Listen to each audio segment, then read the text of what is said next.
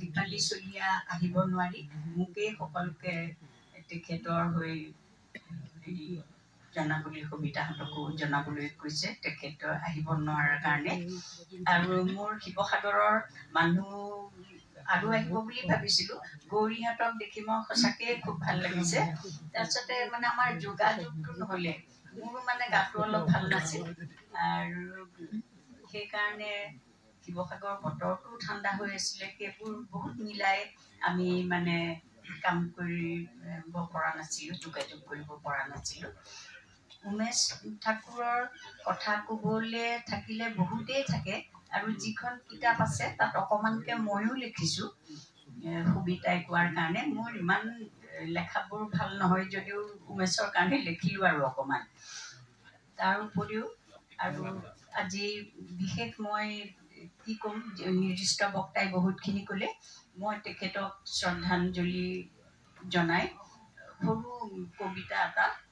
গাই শুনাব খুজিছোঁ হে মৃত্যু তোমাক নমস্কাৰ চকুৰ পানীৰে আজি তোমাৰ পূজাৰ শৰাই ইমান জাতিষ্কাৰ আন্ধাৰৰ সিপাৰে জ্বলিছে তোৰ পোহৰৰ দেশ তোৰ দেশলৈ যাবলৈ আজি পিন্ধিলে কোনে নতুন ভেষ পৃথিৱী জুৰি অহোৰাত্ৰি তোৰ দেশলৈ যাব যে যাত্ৰী চিৰমৌন বিশ্বমাতৃ মুক্তিদাত্ৰী বিশ্বজুৰি চকুৰ পানীৰে ল অনন্ত পূজা হে চিৰ নুবুজা হে মৃত্যু তোমাক নমস্কাৰ ধন্যবাদ আছিলে তেওঁলোকৰ সাংস্কৃতিক তেনেকুৱা অনুষ্ঠান তাত তেওঁলোকে সদায় কৰিছিল আৰু পূজাৰ সময়ত তেতিয়াতো আৰু টিভি বা কিবা অইন চিনেমা হল চলো বেছি নাছিল সেইকাৰণে পূজাৰ সময়ত এখন থিয়েটাৰ তেওঁলোকে ল'ৰাবোৰ গোট খাই থিয়েটাৰ এখন মানে নাট্য মন্দিৰত সদায় কৰিছিল আৰু পৰাগধৰ চলিহাই যেতিয়া 4000 অসমখন তাত অনুষ্ঠিত কৰিছিলে তেতিয়া শিৱসাগৰৰ বহুতখিনি মানুহ তাত বহুত মানুহ আছিলে তেওঁলোকে চবেই তাত মানে অকণ হ'লেও 1 মিনিট 2 মিনিট হ'লেও ওলাবলৈ এটা সুযোগ পাইছিলে আমিও তাত মানে তেওঁলোকৰ লগত আছিলোঁ তাৰ উপৰিও মাখনৰ উমেশ ঠাকুৰৰ বিষয়ে আজি যিখিনি নিৰ্দিষ্ট বক্তাজনে ক'লে বহুত নজনা কথাও জানিলোঁ আৰু বহুত মানে মনত পৰি গৈছে আৰু এই কাজল কাজল যে গানটো তেওঁ গাইছিল সদায় আমাৰ ঘৰলৈ গ'লে আমি সদায় কৰ্মাখন গোৱাচোন এই গানটো তেওঁ পৌতিকত বহি প্ৰায়ে এই গানটো গাইছিলে জনাইছোঁ আগলৈকেও তেওঁৰ এনেকৈ স্মৃতিচৰণ পাতি থাকে যেন মঞ্চত সভাপতিকে মুখ্য কৰি বিশিষ্ট ব্যক্তিসকলক মই শ্ৰদ্ধা আৰু নমস্কাৰ জনাইছোঁ আজি কবিতা ঠাকুৰে যিখন এখন সভা অনুষ্ঠিত কৰিলে তাৰ কাৰণে মই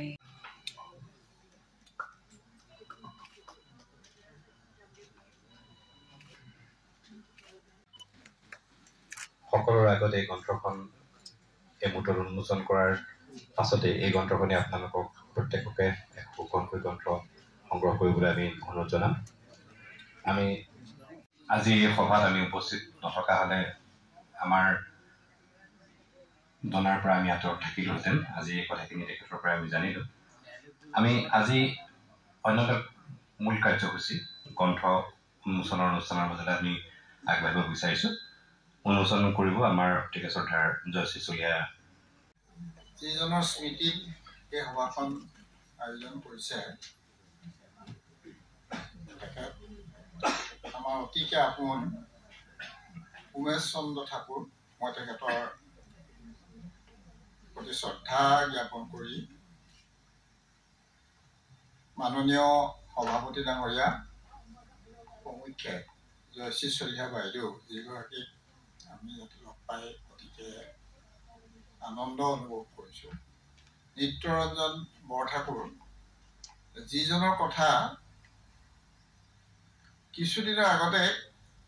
অসম চৰকাৰে আগবঢ়োৱা শিল্পী বঁটা আৰু পেঞ্চনৰ তালিকাত আমি পাইছিলোঁ আমাৰ নিজৰ ঠাইও এজনে পাইছিলে গতিকে এটা ঔৎসুক্য আছিলে যে নিত্যৰঞ্জন বৰঠাকুৰ যোৰহাটৰ কোনজন মানুহ হ'ব পাৰে, তেখেতৰ সান্নিধ্য লাভ কৰি নিজকে গৌৰৱ অনুভৱ কৰিছোঁ। সবিতা ঠাকুৰ বাইদেউ ইয়াত সমবেত বয়োজ্যেষ্ঠ, মোতকৈ বয়োজ্যেষ্ঠ বহুত আছে, মোৰ সমবয়সীয়াও আছে, মোতকৈ কনিষ্ঠও আছে, গুণী জ্ঞানী বিদ্যান আমন্ত্ৰিত ব্যক্তিসকল ভালেকেইজনক যোৰহাটৰ অৱশ্যে চিনি পাইছোঁ। আপোনালোক সকলোকে নমস্কাৰ জনাইছোঁ। যে মই এই যিটো দায়িত্ব মোক দিয়া হৈছে নিৰ্দিষ্ট বক্তা হিচাপে, মই তেখেতৰ জীৱনৰ আলোকপাত কিমান ভালকৈ কৰিব পাৰিম মোৰ নিজৰ সন্দেহ আছে। কিন্তু এটা কথা মই প্ৰথমে কৈ লোৱা উচিত বুলি ভাবিছোঁ, সেইটো হৈছে উমেশ চন্দ্ৰ ঠাকুৰ যিজন মানুহ, সেইজন মানুহকেই মই ইয়াত দাঙি ধৰিব লাগিব। তেখেতক তাতকৈ বেছি মহিয়ানো কৰিব নোৱাৰিম আৰু তেখেতৰ থকাখিনি মই লঘুও কৰিব নোৱাৰিম। সেইটো কৰিলে তেখেতৰ প্ৰতি এটা অশ্ৰদ্ধা প্ৰদৰ্শন কৰা হ'ব। মই কলেজত তেখেতৰ সান্নিধ্য পাইছিলোঁ 25 বছৰ। জাজি কলেজতে মই তেখেতৰ লগত 25 বছৰ কনিষ্ঠ সহকৰ্মী হিচাপে কাম কৰিছিলোঁ। তেখেতে জাজি কলেজত 1965 চনৰ পৰা, কেতিয়াবা কথা মই কৈ ল'ব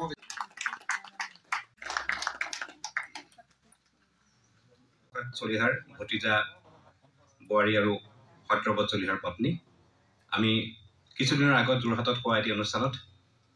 জ্যোতিপ্ৰসাদ আগৰৱালাদেৱৰ এটি অনুষ্ঠানত তেখেত আহি আমাৰ মাজত উপস্থিত হৈছিলেহি। পুনৰবাৰ যোৰহাটত তেখেতক আমি পাই চিৰকৃতজ্ঞ। আমি তেখেতক মঞ্চলৈ স্বাগতম জনাইছোঁ আৰু পুনৰবাৰ মই অনুৰোধ জনালোঁ ভৰত দাস ঠাকুৰক মঞ্চলৈ আদৰি আনিব আমাৰ অতিকে শ্ৰদ্ধাৰ জয়শ্ৰী চলিহা বাইদেউক।